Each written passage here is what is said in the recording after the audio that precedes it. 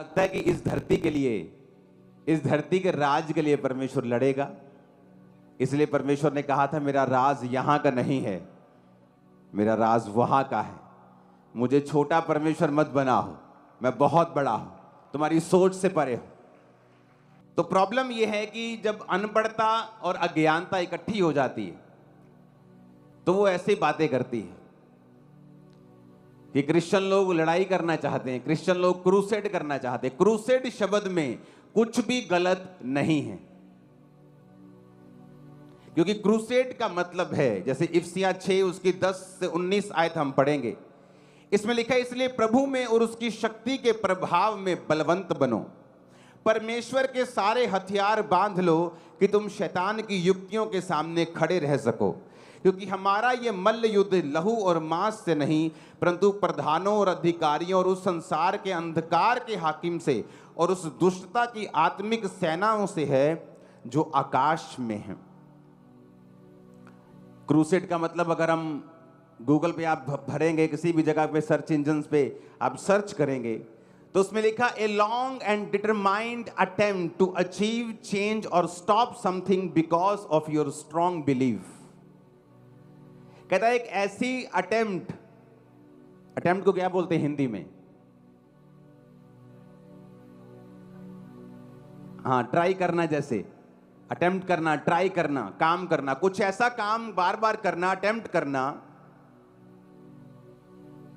कुछ चीजों को अचीव करने के लिए अपने स्ट्रॉन्ग बिलीफ के कारण, अपने विश्वास के कारण। अब कई बार आप चैनल पे देखते हो, वहां पे लिखा होता है कि इस संडे बैटल होगी, भारत और पाकिस्तान के बीच लड़ाई होगी। क्यों? मैच में, क्रिकेट मैच में। लेकिन क्या होता है वहां पे? The battle between India and Pakistan लिखा होता है कि नहीं लिखा होता? इसका मतलब क्या? तोपगोलों के साथ लड़ाई होने वाली? परमाणु बम्बों के साथ लड़ाई होने वाली? नहीं, क्रिकेट में क्या होने वाली है? लड़ाई होने वाली। और अगर कोई अनपढ़ बंदा टीवी देख रहा हो उस समय बोले, कमेंट्री सुन के कि ओ कह रहे जी भारत पाकिस्तान में लड़ाई होने वाली है जी, चलो चलो तैयारियां कर लो, चक लो चक लो चक लो, सारे तलवारें चक लो। अरे बेवकूफ, वो लड़ाई भारत और पाकिस्तान की क्रिकेट में होने वाली है। अब यह समझने की जरूरत है कि जो बाइबल लड़ाई की बात कर रही है वो किससे कर रही है? उसने कहा प्रभु के सारे हथियार बांध लो। इसमें तलवारों की बात नहीं हो रही। कहता क्योंकि हमारा मल्ल युद्ध लहू और मांस से नहीं है। अगर लहू और मांस से युद्ध ही नहीं है तो फिर प्रॉब्लम किस चीज की है? अब इंग्लिश का एक शब्द है क्रूसेड, हिंदी का शब्द है लड़ाई। उसे आप किसी भी तरीके से इस्तेमाल कर सकते हो। जब किसी का मैच होता है वो भी कहता है युद्ध होने वाला है, the battle between India and Pakistan. तो अगर किसी बंदे ने इसको गलत तरीके से इस शब्द को इस्तेमाल किया है, इसका मतलब यह नहीं है कि फ्यूचर में कोई अच्छा व्यक्ति इस शब्द का इस्तेमाल नहीं कर सकता। हालेलुया। क्रूसेड का मतलब है अपने बिलीफ के कारण कुछ अटेम्प्ट करना। क्या अटेम्प्ट करना? कि आत्मिक युद्ध करना। कौन सा आत्मिक युद्ध? बीमारियों के खिलाफ, पाप के खिलाफ, व्यभिचार के खिलाफ, नशों के खिलाफ, अज्ञानता के खिलाफ, अनपढ़ता के खिलाफ, शैतान के खिलाफ, जिनका हेड ऑफिस बाइबल कहती है आसमान में है। और परमेश्वर ने हथियार बताए। कौन से हथियार हैं? कहते हैं इसलिए परमेश्वर के सारे हथियार बांध लो कि तुम बुरे दिनों का सामना कर सको और सब कुछ पूरा करके स्थिर रह सको। अब आगे हथियार लिखे हैं। कहता सत्य से अपनी कमर को कस लो, धार्मिकता की झिलम पहन लो, पांव में मेल के सुसमाचार की तैयारी के जूते पहन लो, इन सब के साथ विश्वास की ढाल लेकर स्थिर रहो। ये तो हमारे हथियार हैं। अगर ये लड़ाई शारीरिक होती, यीशु मसीह ने शारीरिक लड़ाई करने के लिए कहा होता तो हम लड़ते शारीरिक लड़ाई। किसी का भय, किसी का डर नहीं है। लोग बोलते हैं किसी के बाप का नहीं खाते, कोई प्रॉब्लम नहीं है। पर ये लड़ाई ऐसी थी नहीं और ऐसी है नहीं। बाइबल कहती है इस लड़ाई का जो हमारा हथियार है वो आत्मा की तलवार है, जो खुदा का वचन है। कहता ले लो, कहता सत्य से अपनी कमर को कस के धार्मिकता की झिलम पहननी है। जो झिलम हार्ट को, फेफड़ों को सुरक्षित रखती थी, कहता वो झिलम लोहे की नहीं पहननी, धार्मिकता की पहननी है। जो जूते पहन के लोग लड़ने के लिए जाते थे, कहता तुम्हारे वो जूते नहीं हैं, तुम्हारे पांव में मेल के सुसमाचार की तैयारी के जूते हैं। जो ढाल लोग लेके जाते थे बचने के लिए, कहता वो लकड़ी की, वो लोहे की ढाल, पीतल की नहीं है, कहता वो विश्वास की ढाल है जिसे लेकर तुमको स्थिर रहना है। ऊंची आवाज में हालेलुया बोलो एक बार। तो बाइबल कहती तुम्हारा ये युद्ध शारीरिक नहीं है। अगर ये बाइबल शारीरिक युद्ध करने को बोलती तो हम करते, किसी का डर भय नहीं। लेकिन बाइबल कहती है, यीशु मसीह ने कहा तुम्हारा ये युद्ध शारीरिक नहीं बल्कि आत्मिक है। एक व्यक्ति जो बार बार डाइवोर्स का सामना करता है, एक औरत जो बार बार डाइवोर्स का सामना करती है, बावजूद इसके कि वो सुंदर है, बावजूद इसके कि पढ़ी लिखी है, क्योंकि उसके परिवार में ये कर्ज फॉलो कर रहा है। हमारी लड़ाई उस कर्ज से है जो आत्मिक है, जो दिखता नहीं है। उस गरीबी के श्राप से है कि आप जितने मर्जी इंटेलिजेंट हो, फिर भी वो आपके परिवार को छोड़ के नहीं जाता।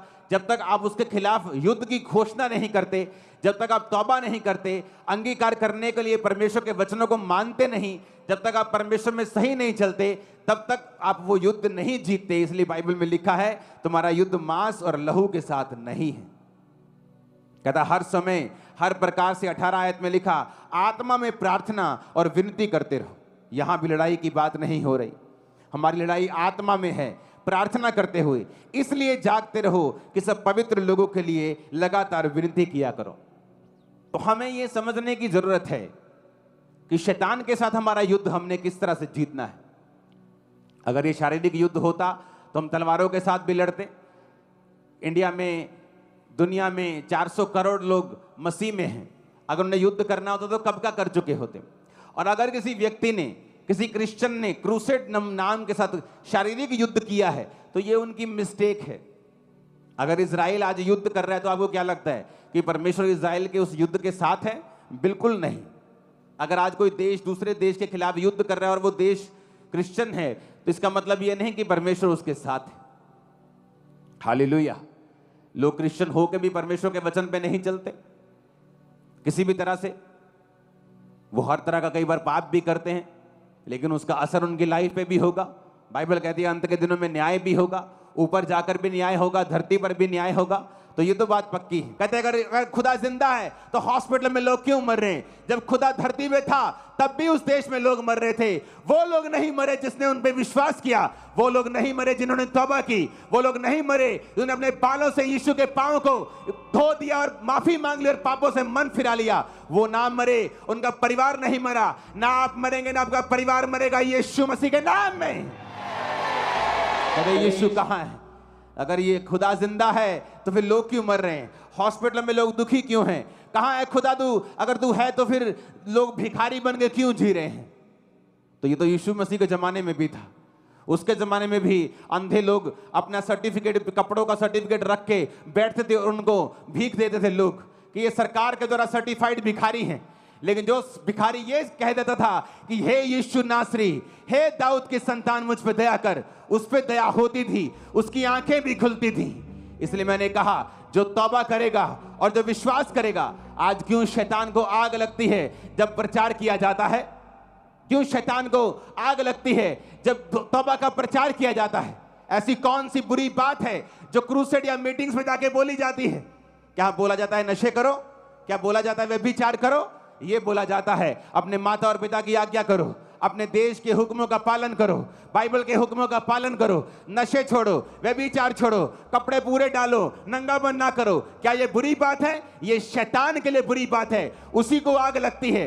जब कोई इस प्रचार के खिलाफ खड़ा होगा तो समझ लेना वो शैतान का आत्मा उसके अंदर है, परमेश्वर का आत्मा नहीं है उसके अंदर। हालेलुया।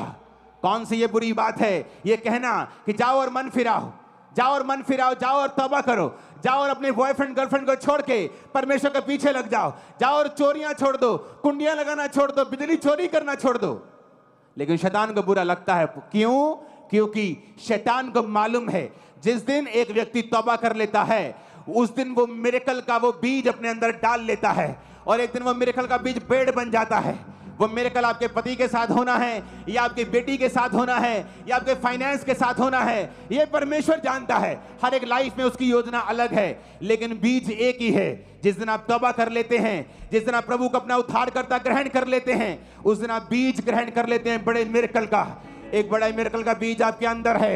यीशु के नाम में पेड़ बन जाएगा वो, यीशु के नाम में बड़ा पेड़ बन जाएगा वो, यीशु के नाम में बड़ा पेड़ बन जाएगा।